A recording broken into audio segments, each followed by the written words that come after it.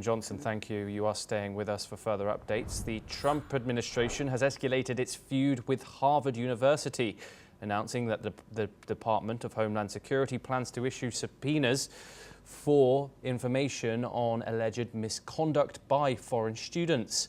In addition, the Departments of Education and Health and Human Services have warned Harvard's accrediting body that the university may have violated federal law by failing to address claims of harassment against Jewish students. If Harvard loses its accreditation, students could become ineligible for federal financial aid. Homeland Security officials say they asked for information about the school's student visitor and exchange program, but were repeatedly denied. The administration says this is part of a broader push to reform what it calls elite universities that have become, in its words, bastions of leftist woke thinking and anti-Semitism. Harvard officials have not yet commented, however. We're once again joined by Reuben Johnson to discuss this.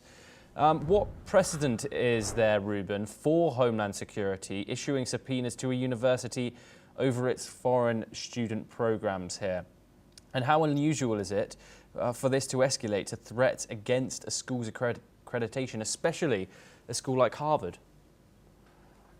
Well, there's no precedent. Homeland Security hasn't been around as a government department for that long.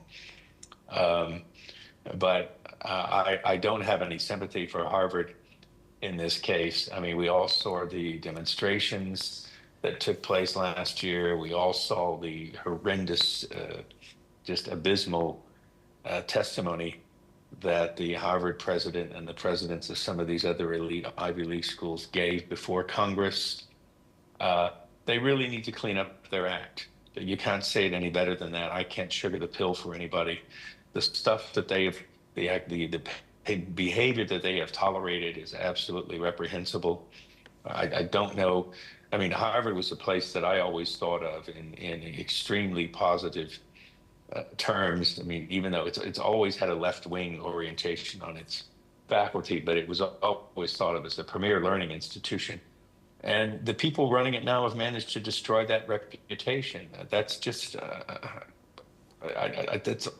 that's almost criminal, is the way I would describe it. Reuben, critics would say here that foreign students were exercising their right to free speech. What are your thoughts on that? Okay, but exercising rights to free speech, that does not include vandalism, that does not include obstructing other students' rights to attend class. It does not include harassing them. I mean, the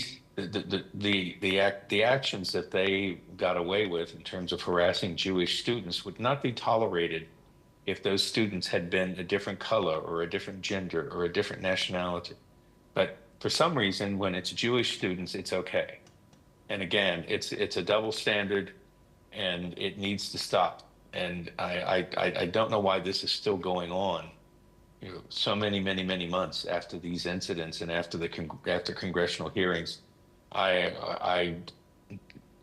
don't know who's in charge. I really don't. I don't understand it. But there's a reason why many people I know in America, including myself, did not send our children to any of these American universities. They ended up studying abroad.